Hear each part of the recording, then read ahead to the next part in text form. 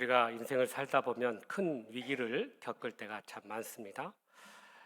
이런 큰 위기를 만날 때마다 때때로 우리를 도우고 또 협력해 주는 분들을 만나게 되는데요. 그럴 때 우리가 이분의 그 도움을 평생 잊지 않고 또 감사하면서 어떻게 하면 그 은혜를 갚을까 하는 마음으로 살아갈 때가 있습니다. 저도 잠시 미국에서 유학 생활을 할 때 학비와 생활비가 부족했거든요. 그때 참 하나님께서 귀한 분을 이렇게 인도해 주시고 만나게 해주셔서 그 어려움들을 잘 이겨내는 그런 일이 있었습니다. 그랬을 때 제가 늘 그분의 그 도움과 그 사랑을 기억하고 또 감사하고 기도하면서 어떻게 하면 그 은혜를 갚을까 하는 마음 가운데 살아갈 때가 참 많습니다.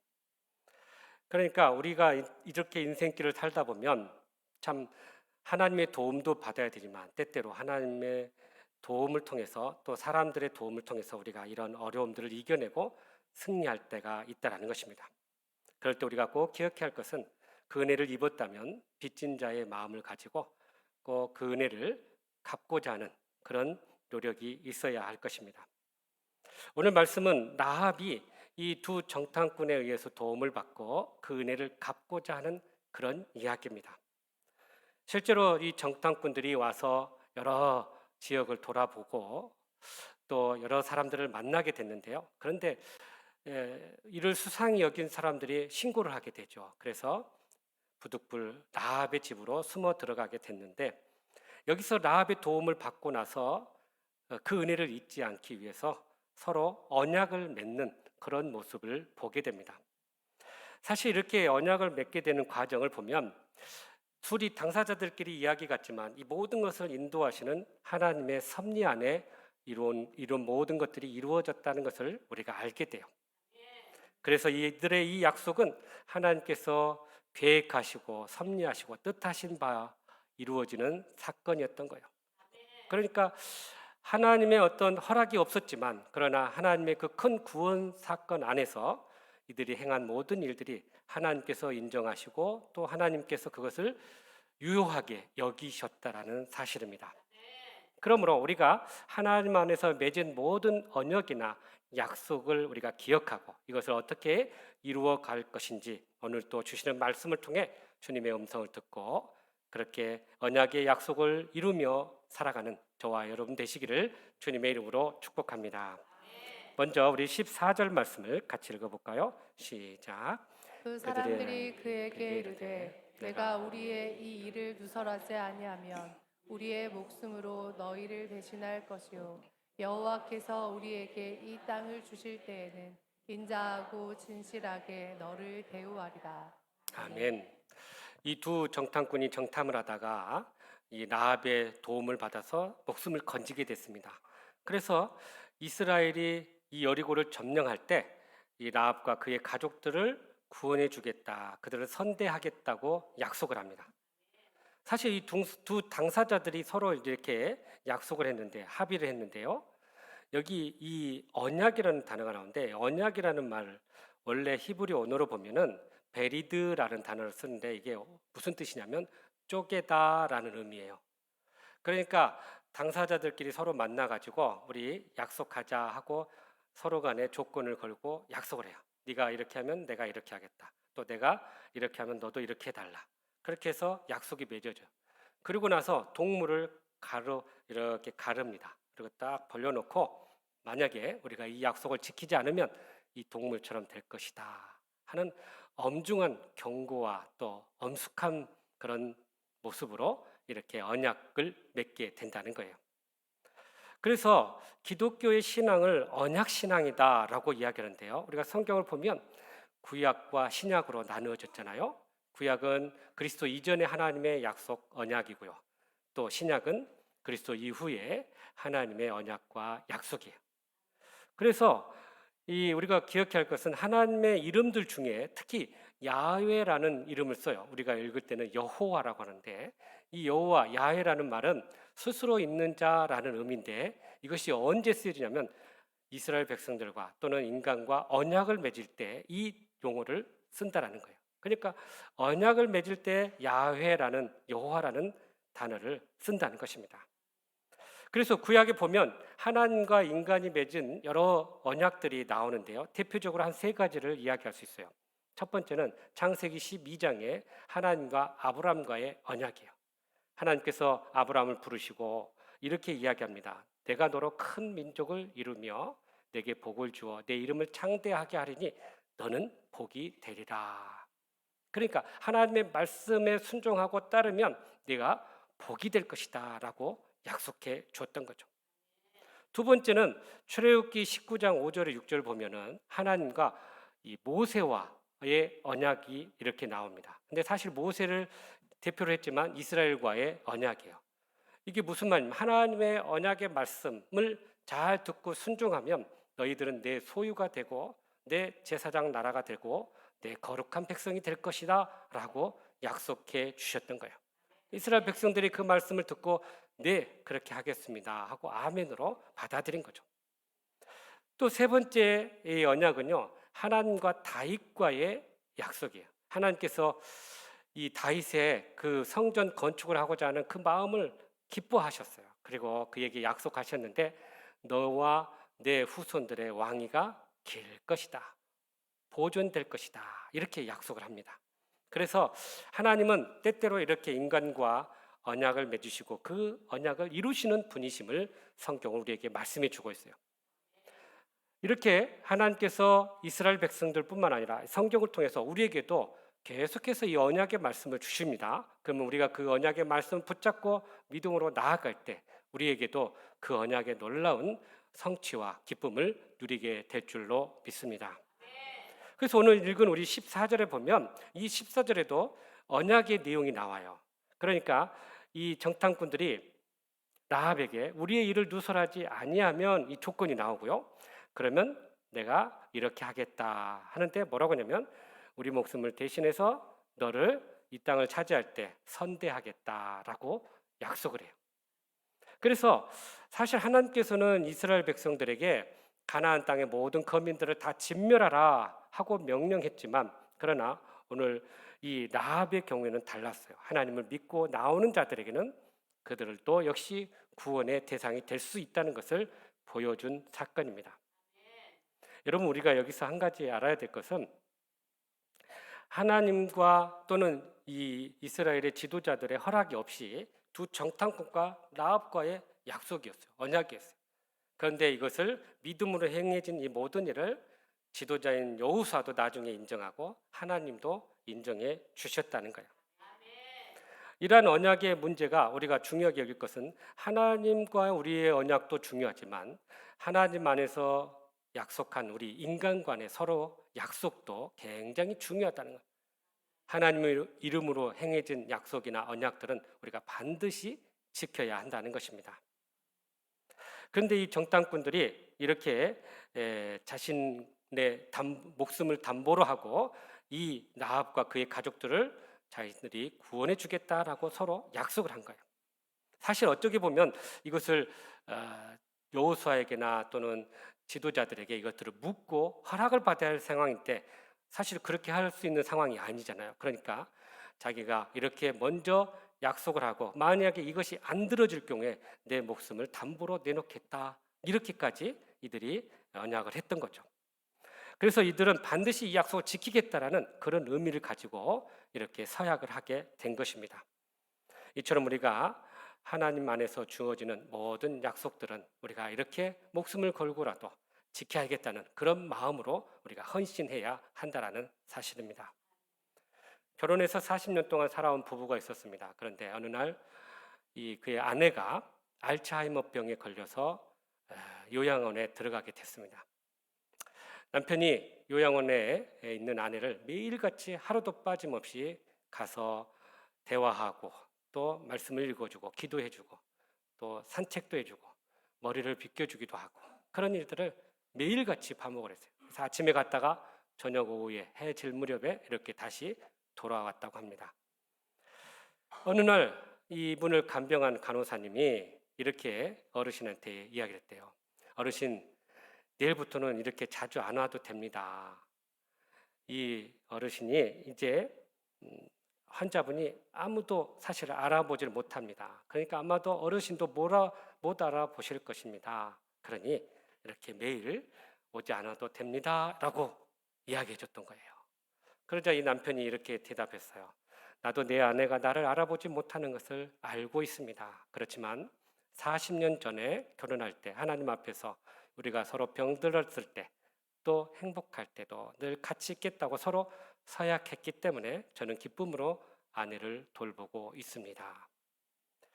그렇습니다, 여러분. 결혼이라는 것도 어떻게 보면 하나님 안에서 우리가 서로 언약을 맺은 거거든요. 그러니까 이것도 우리가 반드시 지켜야 할 그런 약속이에요.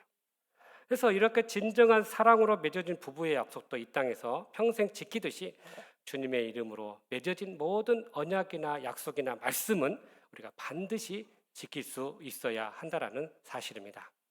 그러므로 하나님의 섭리 가운데 행했던 모든 사람과의 약속도 우리가 꼭 지켜서 그렇게 믿음의 복된 삶을 살아가는 저와 여러분 되기를 간절히 바랍니다. 계속해서 우리 17절, 18절 말씀이네요. 시작. 그 사람들이 사람들이 그에게 이르되 내가 우리에게 서약한 이 맹세를 다하여 우리가 허물이 없게 하리니 우리가 이 땅에 들어올 때에 우리를 달아내린 창문에 이 붉은 줄을 매고 내 부모와 형제와 내 아버지의 가족을 다 내 집에 모으라. 아멘.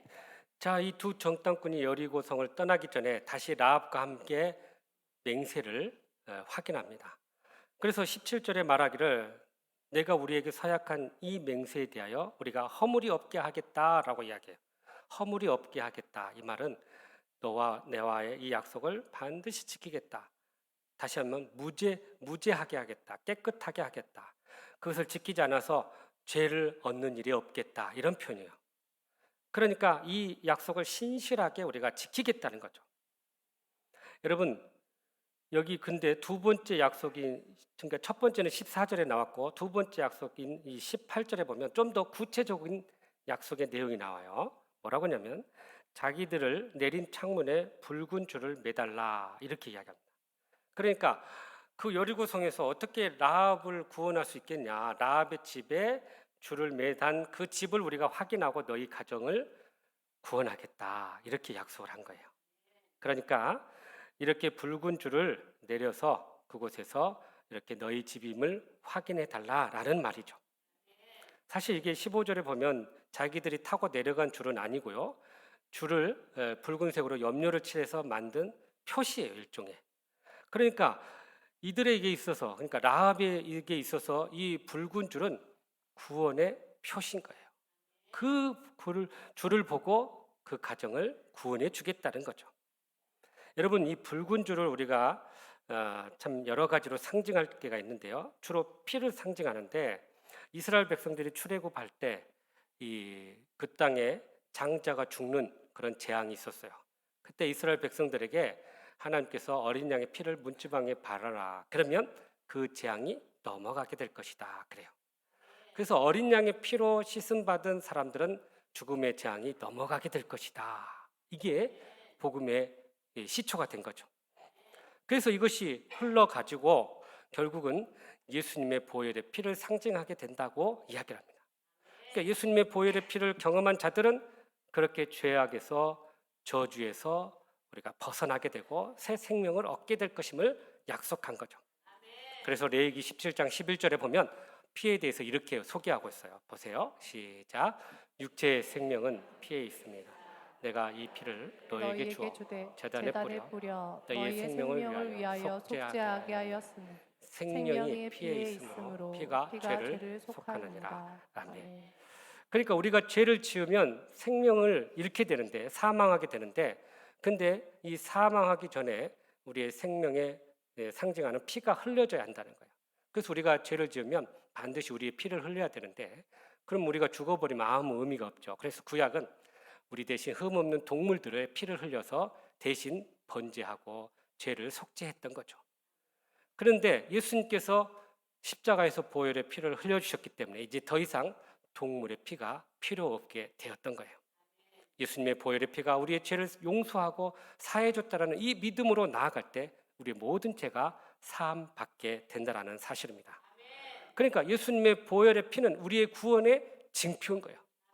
그러니까 라합의 집에 내려온 이 붉은 줄은 예수님의 피를 상징한 것이고 바로 구원의 징표라는 것을 우리에게 말씀해 주고 있습니다.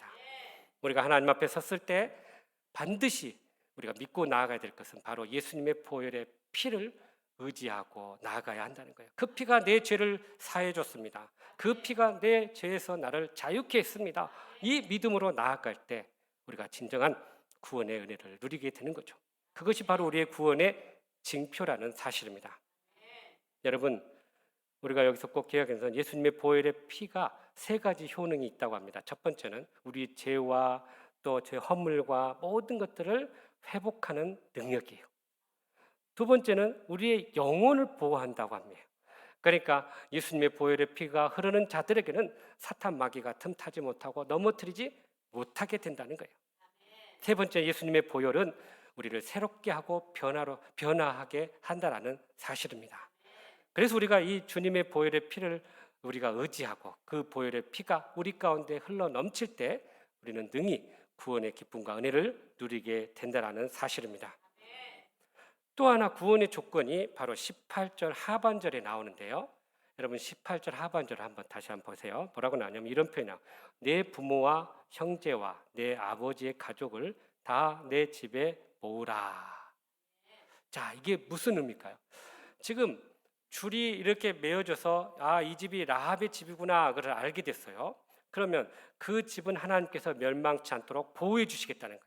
그러면 이 집 안에 머물기만 하면 모든 사람들이 살 수 있다라는 것을 말씀하고 있는 거예요. 그러니까 라합과 그의 가족들 또 관계된 모든 사람들이 이 위기의 시간에 바로 라합의 집에 모일 때 거기에 거할 때 너희들이 구원을 받을 것이다 라고 말씀해 주고 있다라는 사실입니다. 여러분, 구원의 징표가 바로 라합의 집인 거예요. 여러분, 우리가 노아 시대 때 죄가 너무나도 관영하니까 하나님께서 인간을 만드신 것을 후회하고 한탄하셨어요. 그리고 노아를 세우시고 인간들을 벌하기 위해서 방주를 만드셨던 거죠. 그리고 비를 내리셔서 40일 동안 비를 내리셨고요. 150일 동안 땅이 물로 덮여 있었어요. 그러니까 이곳에 살아남은 생물들이 하나도 없었어요. 유일하게 살아남는 사람들 바로 방주 안에 있는 노아의 가족들이에요. 여러분, 이 방주가 바로 교회를 상징한다라는 사실이에요.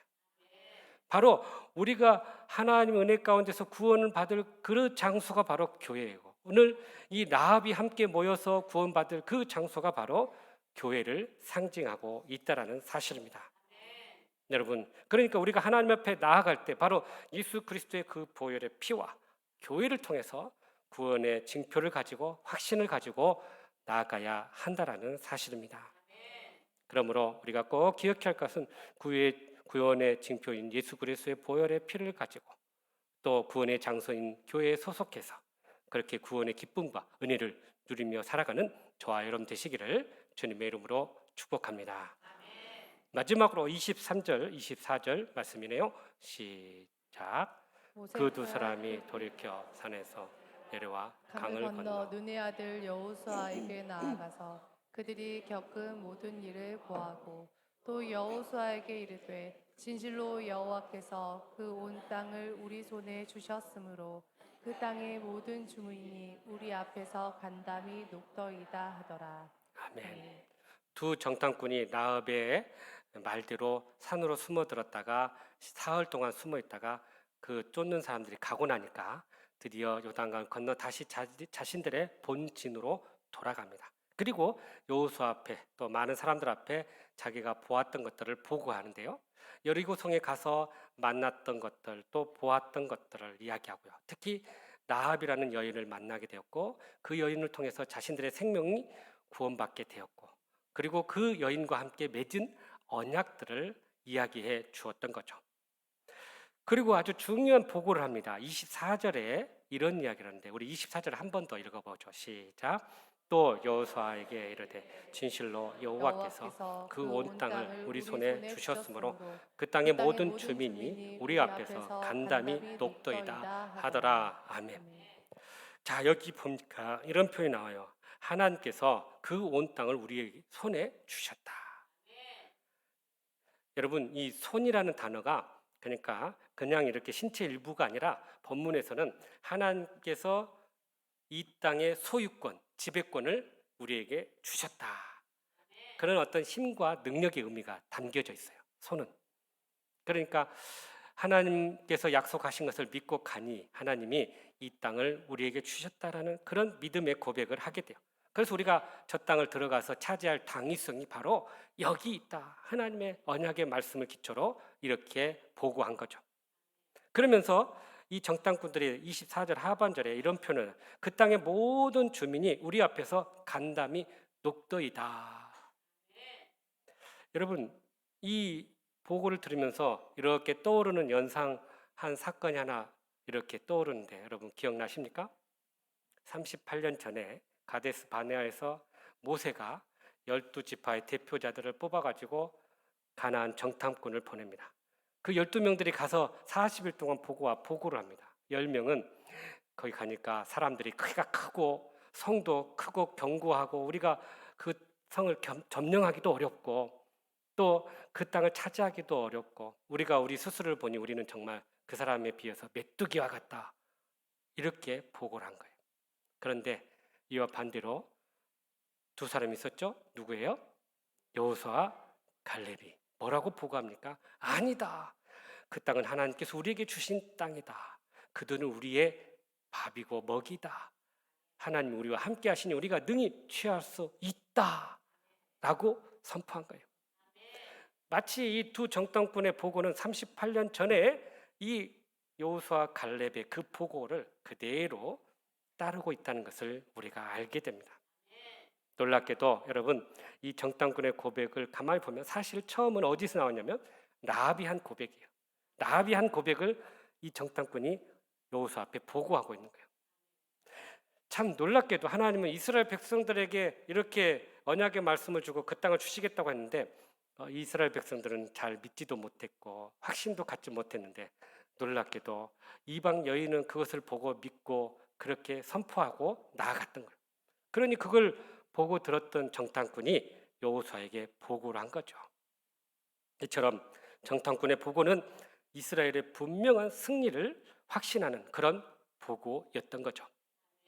그러나 여러분 우리가 이 성을 어떻게 점령할 것인지 또 어떻게 싸워야 될 것인지에 대해서는 아직 아무런 말씀이 없었어요. 단지 하나님께서 주셨다 이것을 믿고 들어가라는 거예요. 그러니까 여러분 기억하십시오. 우리는 최후 승리자예요. 결국 모든 일에 있어서 승리할 것임을 분명히 우리에게 약속하고 있어요.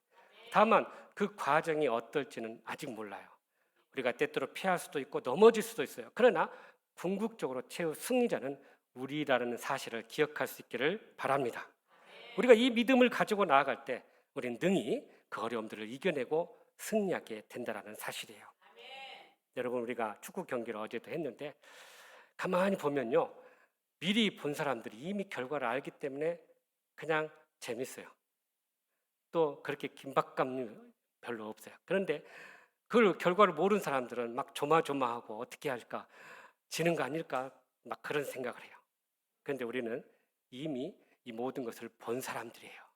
하나님께서 그렇게 우리에게 승리의 확신을 보장해 주신 거예요. 그러니까 이것을 우리가 믿고 나아가면 반드시 승리하며 살아가게 될 줄로 믿습니다. 미국 LA에 있는 세들백 교회가 있는데요. 이 교회가 워낙 커가지고 많은 교회들을 개척을 해 주었어요. 그런데 개척을 하면서 두 가지 방법이 있었네요. 하나는 그 지역 개척할 지역에 가가지고 철저하게 준비를 합니다. 예를 들면 거기에 인구가 얼마가 되는지, 또 거기에 자녀들은 얼마가 되는지, 또 학교는 얼마가 되는지, 또 주변에 교회가 얼마나 있는지 이런 것들을 철저히 조사하고요. 또 특별히 그 지역 사회 사람들이 어떤 필요와 니드를 가지고 있는지 이것들을 조사해 가지고 이것을 어떻게 복음의 접촉점을 삼아서 저들을 전도할 것인지 이렇게 아주 연구해 가지고 교회를 개척한다고 합니다. 그러니까 사실 굉장히 개척 성공률이 높아요. 이렇게 하니까. 그런데 또 하나의 방법이 있는데 그것은 그냥 목표만 정해요. 우리가 이번에 개척하자. 또 교회를 분립해서 사람들을 같이 내보내자. 그렇게 하고는 나머지는 준비 과정은 다 하나님 앞에 맡기는 거예요. 기도하면서 하나님 누구를 보낼까요? 재정이 어느 정도 필요한데 하나님 어떻게 할까요? 이렇게 하나님 앞에 철저히 물으면서 하나님의 인도하심을 따르는 방법이 있다고 합니다. 여러분, 하나님의 일을 하는데 이런 인간적인 정보나 방법을 사용한다고 해서 이게 잘못된 건 아니에요. 잘 준비해서 하는 거 좋죠. 근데 중요한 것은 이것이 하나님의 말씀보다 하나님의 뜻보다 앞서서는 안 된다는 거죠.